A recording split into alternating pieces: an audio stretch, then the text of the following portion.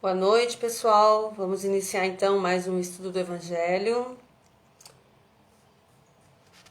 Vamos iniciar então elevando o nosso pensamento, pedindo a Deus proteção, pedindo a Deus lucidez, que as palavras do Evangelho possam fazer diferença na nossa vida, nos orientar, nos guiar e que realmente nós consigamos implantar no nosso cotidiano tudo que aqui está escrito, né? E que a gente consiga realmente entender, né? Discernir, que assim seja. Bom, o item de hoje está no capítulo 12, é o último item do capítulo 12, tá? Nós vamos encerrar esse capítulo hoje, que é amai os vossos inimigos, e este item fala do duelo. Então esse item ele é bem longo, tá? Vai do item 11, esse texto, né, até o 16. E de repente a gente pensa assim, ó, são várias mensagens, tá? Deixada por vários espíritos. Oi, Jô. Então, de repente alguém pode pensar assim, tá, mas esse negócio de duelo, isso aí já não é coisa do passado, né? Será que ainda é interessante, né, que se fale sobre isso, sobre o duelo, afinal de contas, para que era usado isso, né? O duelo era um desafio que era lançado a alguém para defender a honra. Então, será que hoje realmente, né, isso não tem mais sentido essa discussão, né, falar sobre isso? Hoje em dia as pessoas não se sentem mais agredidas na sua honra. Será que ela não tem o ímpeto de revidar ou de chamar para briga, né? Será que essa discussão não é atual? Bom, um dos itens ele fala o seguinte: que opinião terão de mim? Dizei-vos frequentemente, se eu recusar a reparação que me é pedida, ou se eu não a pedir a quem me ofereceu. Então, normalmente é essa a pergunta, a questão que o pessoal se coloca, né? O que será que vão pensar de mim se eu deixar passar batido isso, se eu deixar essa agressão passar e eu não chamar a pessoa para que haja essa reparação? Então, no duelo antigo, o que acontecia? Era aquela história de lavar a honra com sangue, né? Então a pessoa sofreu, foi atingida na sua honra, e aí ela chamava alguém para um duelo, e daquele duelo ali, um dos dois só um ia sair vivo, né? Essa que é a questão. Então, como é que a gente pode trazer isso para os nossos dias, essa discussão para os nossos dias? O duelo hoje em dia em si, na nossa sociedade, legalmente, né, não existe. Mas ele ainda ocorre dessa forma mesmo, tá? Dessa forma violenta em muitos lugares. Tem muito lugar por aí que ainda se resolvem os problemas dessa forma. Oi, Kiki. Então, o pessoal ainda resolve dessa maneira, tá? Então, na verdade, o duelo, ele envolve duas coisas. Primeiro, a questão da pessoa se sentir agredido na sua honra, na sua dignidade, né? E a questão da vingança. Porque essa reparação a que eles se referem aqui é uma reparação no sentido de vingar-se. Ou seja, se eu elimino o outro... Oi, Eneiva, se eu elimino o outro, se eu faço o outro sofrer, então eu me sinto aliviado em relação a isso. Eu me sinto vingado. Ficou elas por elas, estamos quites, né? Então, esse tipo de situação hoje não ocorre mais? Ocorre, a gente sabe que ocorre, né? Por quê? Porque a nossa sociedade ainda tem muito isso. As pessoas, quando se sentem atingidas na sua honra, elas querem que o outro pague por isso, né? Então, o que acontecia? Essa questão do duelo, ela era um costume dos povos mais atrasados, ela era normal nos povos mais atrasados, porque era um povo que não tinha ainda, principalmente nós espíritas, né? Nem todo mundo tem esse entendimento que os espíritas têm, ou que os espiritualistas têm. de que existem mecanismos na lei divina para que cada um responda segundo as suas obras, segundo as suas atitudes.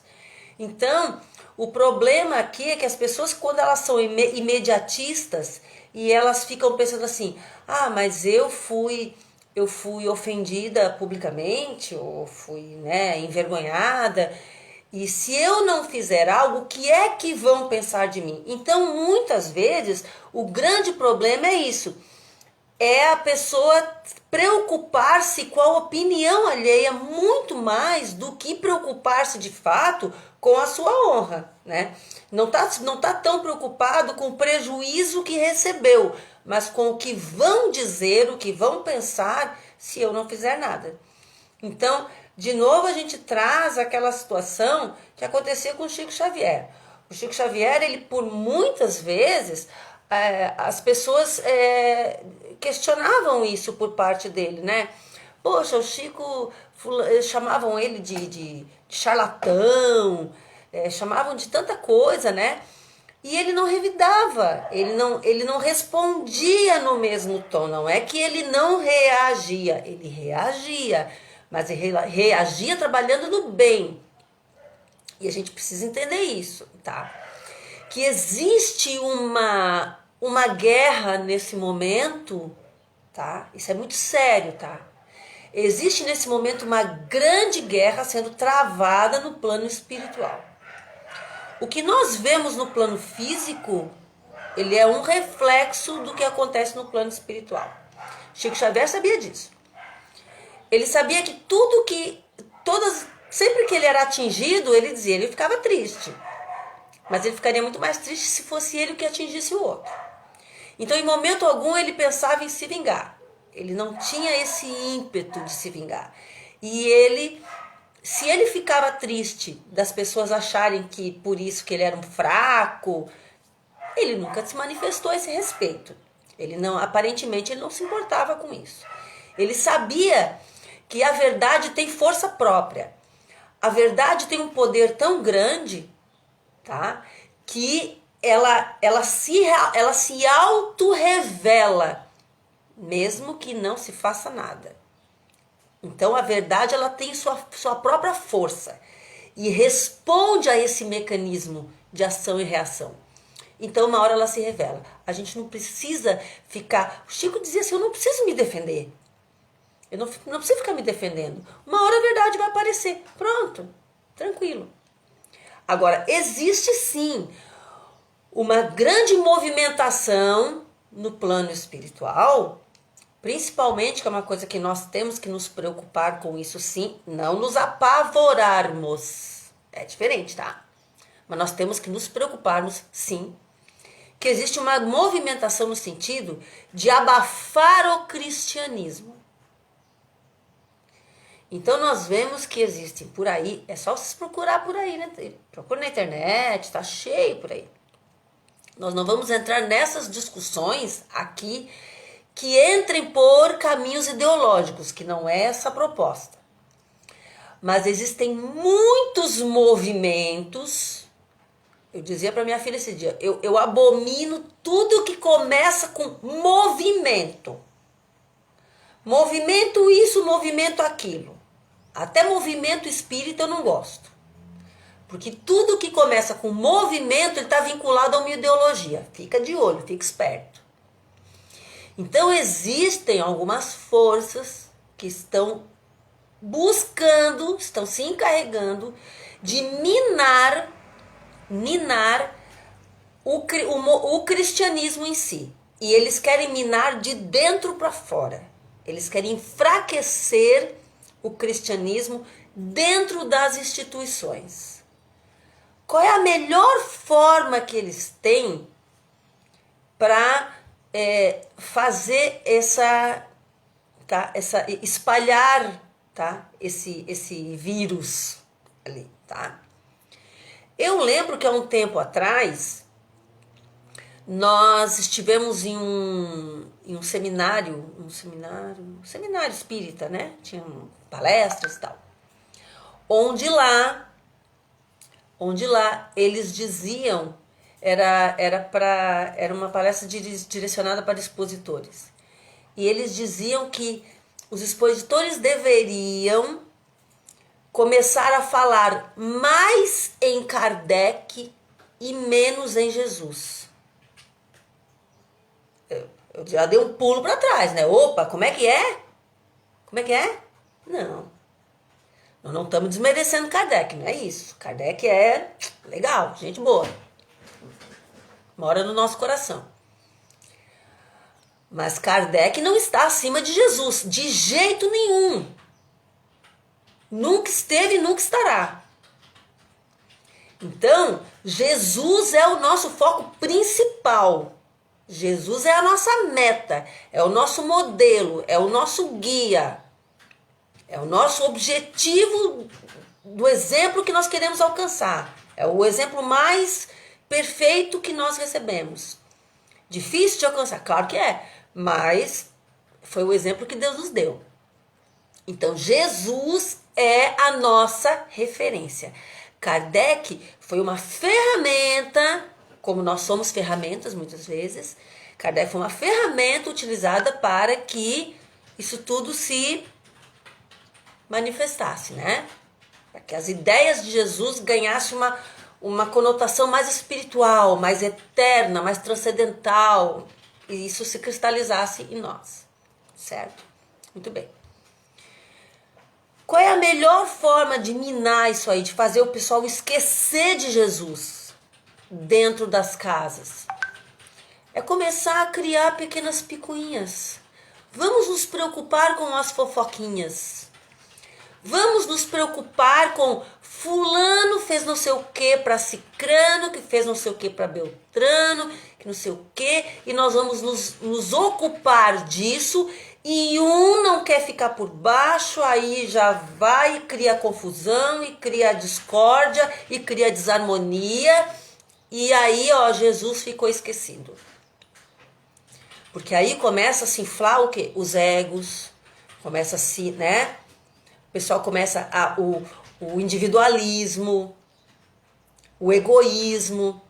Então, não, eu tenho que estar acima de todo o resto. Eu não posso ficar por baixo, que é a questão da honra, entendeu? Minha honra não pode ser atingida, entendeu? Fulano me fez alguma coisa, isso não pode ficar assim. Eu vou atrás, eu quero reparação. Quando a reparação é que o Evangelho fala, não é essa. Reparação é quando o Evangelho, a maioria das vezes que nós vemos aqui, que o Evangelho fala da necessidade da reparação, você fez uma coisa errada para alguém, você entendeu que errou, você já compreendeu, então agora você vai se desculpar e você vai criar uma reparação, ou seja, você vai desfazer o mal que você fez, não é a reparação do outro, não. Se o outro quiser reparar, muito bem, que bom para ele. Que bom para todo mundo. Mas se ele não quiser, o problema é dele. Eu tenho que cuidar de mim. Então, esses espíritos amigos falam muito isso. Que nós queremos que o outro repare. Nós queremos que o outro se desculpe. Nós queremos que o outro reveja os seus conceitos. Que o outro volte atrás. Que o outro mude a sua opinião. Mas eu não mudo nada em mim. Então, esse sentimento está sendo alimentado nas criaturas por forças que querem, na verdade, acabar com todas as igrejas, tá? Cristãs. Quer acabar com o cristianismo. Isso está em todo lugar. Os cristãos nunca foram tão perseguidos, tá? Em todo lugar no planeta como é hoje. Não tem comparação. Hoje está tendo muito mais perseguição do que sempre, em todas as épocas da humanidade. Ah, mas teve a Inquisição, teve não sei o quê. Teve. Só que hoje, gente, é uma coisa muito mais velada. É uma coisa mais, sabe? Então, pega assim, ó. O teólogo da teologia não sei das quantas. E ele vem com aquele discursinho mole, que nós sabemos que são os falsos profetas.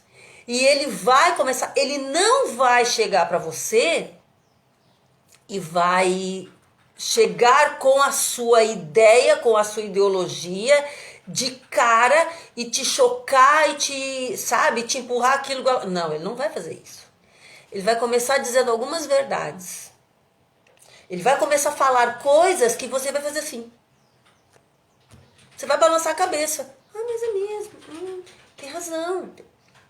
Depois que sentiu que te ganhou, que já pegou, já tem a sua concordância, aí ele vai começar a introduzir as suas aberrações. Os seus conceitos tortos. Entendeu? É assim que eles fazem. E é assim que eles continuarão fazendo. Enquanto nós permitirmos. Então, o conceito cristão é: se o outro te agrediu, tá? Você pode se defender, mas você não pode se vingar, porque isso não é cristão. Tá? Então, assim, ó, o que há hoje de filosofias, tá? Estranhas, pregando coisas absurdas, tá? Defendendo coisas assim do arco da velha. E as pessoas às vezes pensam assim, mas nós, com tudo isso por aí, no que nós vamos acreditar? Ó, fica com Jesus. Fica com Jesus que tá tudo certo. É só seguir o que ele indicou que ninguém vai se perder. Agora, a gente vinha falando isso já algumas vezes. A gente toma a boa resolução, tá? Então, isso é uma coisa boa. Você vai tomar uma boa resolução. Isso é o que o Evangelho fala. Mas, à medida que você toma a boa resolução, vai vir um teste. Eles vão te botar à prova. Então, eles vão mandar alguma coisa que é para ver se essa resolução você tomou realmente de forma consciente, para valer, ou se era da boca para fora. Ah, daqui pra frente eu vou ser uma pessoa boa, daqui pra frente eu vou ser uma pessoa legal, daqui pra frente eu vou ser fraterna. Aí a pessoa pega e me faz uma coisa e eu respondo na mesma moeda. Não é ficar inerte, não é ficar inativo, não. Você pode reagir, você não pode se vingar. Então, quando você for reagir, tenha uma reação cristã. Tá? Então, como é que o cristão reage à provocação, à agressão? Como é que o cristão reage? Ele reage de forma pacífica. Se você foi agredido, se você foi lesado, né? Nós temos leis para que você tome providências sem se igualar à pessoa, sem descer ao mesmo nível. Nós temos mecanismos para isso. Então não há necessidade da gente descer nisso, né? Então, basicamente é isso. Então, meus queridos, o duelo aqui, ele, além deles falarem que antigamente eles consideravam que o duelo era uma prova de coragem. Oi, Cris. Eles consideravam que era uma prova de coragem porque a pessoa botava a vida em risco. O cara quer matar o outro, mas ele também vai arriscar a própria vida, entendeu? Hoje em dia, para nós, seria uma prova de uma estupidez tremenda, né? Porque o cara vai para lá para ou matar ou morrer. Para quê? Para que isso se as coisas podem ser resolvidas de forma muito mais inteligente? Então, essa questão da barbárie não é mais para o nosso tempo. Nós não podemos mais conceber esse tipo de situação. Isso não é mais para nós. Agora, repetindo, existem sim forças no plano espiritual que ainda são ligadas à barbárie, que ainda são ligadas, porque são espíritos antigos, espíritos que estão no plano espiritual há muito tempo, tá? Estão há um bom tempo sem encarnar. Eles ainda estão lá atrelados a laços de vingança, a laços de ódio. Eles estão lá ligados a falanges que não tem intenção que as pessoas se cristianizem, que as pessoas conheçam Jesus, que as pessoas sigam o exemplo de Jesus, porque eles sabem que quando a pessoa começa a seguir o exemplo de Jesus, a pessoa escapa da mão deles, entendeu? E eles querem manter as pessoas escravizadas. Então eles sabem disso, eles sabem que falar em Jesus liberta as pessoas, pensar em Jesus te coloca numa vibração boa. Eles sabem que quando você fala de Jesus para os outros, você se sente, o seu sistema imunológico melhora, porque falar em Jesus, pensar em Jesus, isso é uma oração, isso é uma prece constante. Então, falar de Jesus, e quando você fala em Jesus, você traz à mente da pessoa, automaticamente, todo o panorama de tudo que ele fez, do sacrifício que ele fez, dos exemplos que ele deixou, das palavras dele, das histórias que ele contava. Então, você revira na memória das pessoas, quando fala em Jesus, todas essas lembranças. E isso coloca a pessoa, tira a pessoa de padrões mentais que são muito perigosos e coloca a pessoa num padrão mental que é legal, que é bacana. Eles não querem isso. Eles querem que as pessoas continuem naquela vibração baixa, da angústia, do vitimismo, do coitadismo, sabe? E aí, nesses casos, as pessoas são presas fáceis. Então, não é interessante para eles. Então, o que é que nós, sabedores que há essas consciências tentando fazer isso, o que é que nós temos que fazer? Vamos falar em Jesus cada vez mais. Essa é a nossa arma. Caiu. Mas então, era isso, gente. Concluído esse capítulo 12, certo? Nós vamos na semana que vem iniciar o que vossa mão esquerda não saiba o que dá a vossa mão direita. Tá? Que vai começar com fazer o bem sem ostentação. E aí a gente inicia uma nova etapa do nosso estudo, ok? Eu quero agradecer a paciência de vocês terem me ouvido. Rogo a Deus, a Jesus, a todo o plano maior que nos abençoe a todos, nos protejam, nos ilumine, que essas bênçãos se estendam a todos aqueles que nossa mente consegue atingir, num grande pulso magnético, benfazejo. Que Deus abençoe e proteja todos aqueles que nos amam, que nos apoiam, mas abençoe igualmente, sem distinção, aqueles que ainda não nos amam e nos perseguem. Que assim seja.